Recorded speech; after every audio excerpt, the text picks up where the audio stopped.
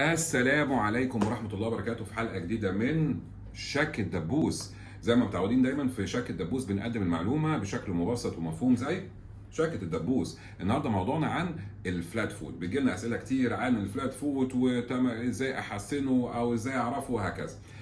احنا مخصصين الحلقة دي مخصوصة عن التمارين اللي ممكن تعملها اذا كان عندك حاله الفلات فود دي او التسطح القدمي، بحيث ان هي تحسن الحاله.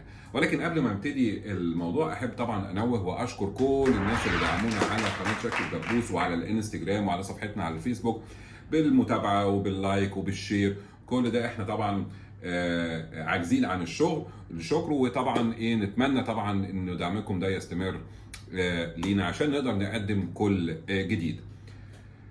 دلوقتي بالنسبه للفلات فوت، الفلات فوت بس لمده كام دقيقه صغيره كده، بس عشان الناس مش فاهمه يعني ايه الفلات فوت. الفلات فوت اللي هو التسطح القدمي. التسطح القدمي انه دايما احنا عندنا زي ما هوريكم في الصوره دلوقتي انه كل رجل بيبقى ليها اللي معروف ارك معين او تقوس معين من الناحيه الداخليه. في ناس بقى عندها القوس ده مش موجود خلاص، فبيبقى متسطح تسطح بيسموه تسطح القدم. المهم اللي لازم تعرفه في بوينتس معينه قبل ما ابتدي معاكم التمارين هو الانواع بتاعته. في نوعين مهمين جدا بالنسبه للفلات فوت. في الجزء الريجيد او الصلب والفليكسبل اللي هو المرن. فبالنسبه لي اوحش انواعه هو الصلب، لانه بيبقى الشكل العظم نفسه بيبقى مسطح، وبالتالي بيبقى صعب جدا في تعديله.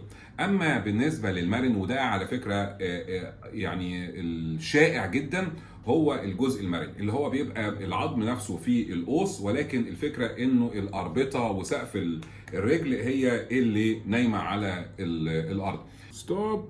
قبل ما نكمل ما تنساش تدوس زرار السبسكرايب وزرار اللايك والنوتيفيكيشن عشان يوصلك كل جديد. اسبابه كتيره، بس برضو في نقطتين مهمين تعرفوا ان في جزء منه وراثي، يعني الناس اللي في العيله اللي بتنتشر فيها او بيمشي فيها موضوع الفلات فود، فممكن تكون الاجيال اللي بعد كده تصيبها الفلات فود. وفي جزء تاني مكتسب، يعني انت ممكن تبقى طبيعي جدا، مولود طبيعي وما عندكش اي حاجه، وبعد كده يجي لك الفلات فود. ممكن يجي لك الفلات فود. ده بقى له اسباب كتيره، ممكن تكون نتيجه حوادث، فهمت ازاي، كسور في الرجل او تعاط في الاربطه في الاوتار بتاعه القدم. ممكن بعض الامراض زي السكر، في بعض الامراض زي الروماتيزم، كل ده بيساعد على الفلات فوت. ممكن يكون في بعض بيسموها الامراض العصبيه اللي بتصيب الاعصاب الطرفيه، وبتؤدي الى ضعف في سقف او العضلات او الاربطه اللي بتساعد على تثبيت الارك، وبالتالي ممكن يحصل فيه تسطح قدمي. ده النقطتين اللي انا حبيت اقول لكم. تعال نشوف حاله بقى عندها فلات فوت. يبقى انا قصدي ايه؟ زي ما هوريكم في الفيديو دي، الحاله دي عندها فلات فوت. بس لو لاحظنا في الفيديو ده ان هو لما بنيجي نشوف الرجل من تحت بنلاقي في رجل مايله خالص، وفي رجل مايله الى حد فيها ارك. والحاله دي فعلا كان عندها مشكله في القدم، اتولد بحاجه اسمها كلامب فيت اللي هو الرجلين داخله لجوه، وبعد كده تم علاجها علاج غير جراحي، وبعد كده فضل بعد سن 4 سنين بقى عنده التسطح القدم. طيب، وصفه بلدي كده ازاي نعرف اذا كان عندي فلات فوت ولا لا قبل ما اخش على التمارين؟ بل رجلك بشويه ميه وامشي على بلاط او سيراميك. لو لقيت انه في شكل معين على البلاط فانت ما عندكش فلات فوت. اما لو لقيت بقعه ميه محطوطه على الارض فتاكد ان انت عندك فلات فوت. نبتدي بقى الحلقه بتاعتنا بالتمارين. ستوب. قبل ما نكمل ما تنساش تدوس زرار السبسكرايب وزرار اللايك والنوتيفيكيشن عشان يوصلك كل جديد. جميل. التمارين عشان نفهمها لازم نعرف بتاع الفلات فوت ده بيمشي ازاي. زي ما احنا شايفين في الفيديو هنا، ده المشيه بتاعته. كل ما بيمشي كل ما بطن رجله بتملي على الارض، فهمت ازاي؟ يعني بيمشي داخل لجوه كده، وده اللي بيسبب بقى الام في البطن. الرجل بيسبب الام في الكعب، بيسبب الام في الانكل، ساعات بتاثر على الركبه، وساعات كمان بتاثر على الظهر. فاحنا كل التمارين دي ازاي اقوي، خصوصا احنا بنتكلم في المرن اللي هو الفلات فوت المرن، ازاي اقوي السقف ده واحاول ان انا اظبطه شويه. ففي هناك تمارين كتير. اول تمارين اللي هو زي الصوره دي زي ما احنا شايفين ان هو بنبقى قاعدين وبطن رجلينا على الارض، بنحط فوطه تحت رجلينا وبنحاول نكشكش الايه بصوابعنا، نكشكش الفوطه اللي تحت رجلينا. المفروض التمرين ده على الاقل من 10 دقائق ربع ساعه، وبيتكرر على الاقل 3 او 4 مرات في اليوم، ولكن يتكرر كل يوم. ده ما بياخدش وقت زي ما احنا شايفين، وبيساعد على تقويه بطن الرجل. نيجي الصوره الثانيه، ودي بقى بتنفع في حاله ان احنا بنعمل اطاله للاكيلس، اللي هو رباط الاكيلس اللي هو بتاع السمانه، وتر السمانه بتاعت الرجل. وكمان حاجه اسمها التيبيالس بوستيريور تنديون، ده برضو عضله مهمه جدا لتقويه السقف بتاعه الرجل.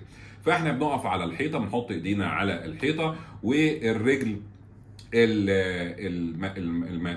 الامام اللي هي مش افكتد انا بحطها، او مش متاثره بحطها قدام، والمتنيه. اما الرجل اللي فيها الفلات فوت برجعها لورا، وبحاول ان انا تبقى مفروده زي ما احنا في الصوره. وبنحاول التمرين ده ان انا دايما تبقى بطن رجلي ملامسه للارض، وبرجع رجلي لورا. كل ده بيعمل عمليه اطاله للاكيلس، وبيعمل اطاله للتيبيالس تندون، وفي نفس الوقت بيحسن من حاله بطن الرجل. برضه نفس القصه، بنحاول نكررها كذا مره في اليوم، والتمرين بيبقى من حوالي من 5 ل 10 دقائق. ستوب. قبل ما نكمل ما تنساش تدوس زرار السبسكرايب وزرار اللايك والنوتيفيكيشن عشان يوصلك كل جديد. نيجي للصوره الثالثه ان احنا بقى بننام على الارض، وبنفرد رجلينا الاثنين، وبفوطه بنحطها مبدئيا، ممكن احطها على رجل واحده وانقلها من رجل لرجل، او بحطها على رجليا الاثنين.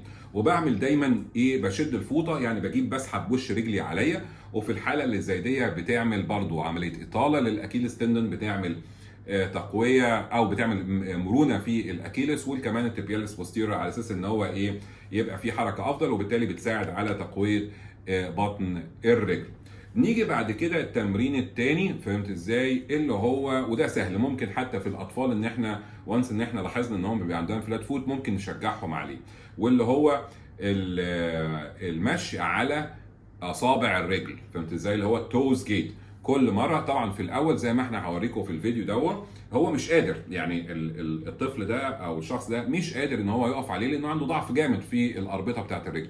ولكن المحاوله، التكرار يعلم الشطار. لازم نحاول نعلمه ازاي يقف على صوابع رجله الاول، وبعد كده يتحرك. التمرين ده على الاقل من 5 ل 10 دقائق، ويتكرر كل يوم. كل ده بيساعد على بقى تقويه السقف الرجل، وبيساعد على تحسين الشكل القوس بتاع الرجل.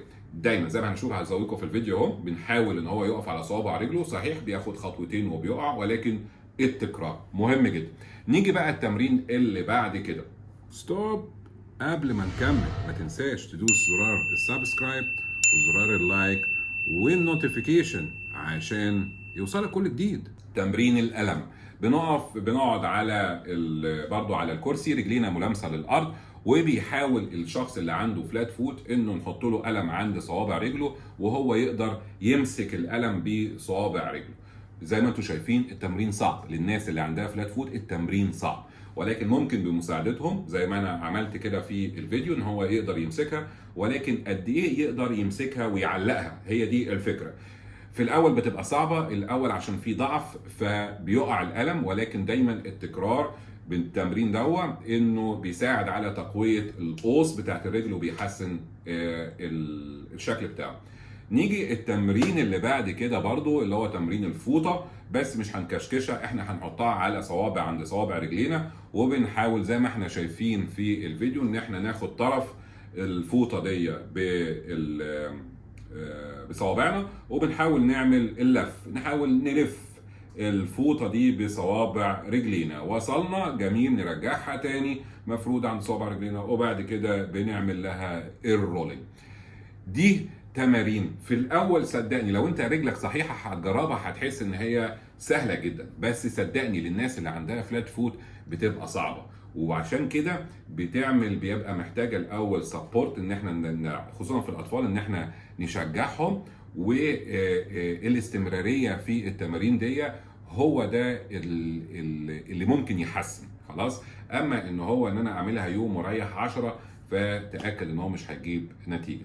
في برضو انوه انه كل التمارين دي هتلاقيها برضو في قسم العلاج الطبيعي، فممكن انت تحت، لو مش عارف تعملها كويس بشكل احترافي فممكن بتلجأ لمراكز العلاج الطبيعي على اساس ان هي تقدر تظبط لك الموضوع ده.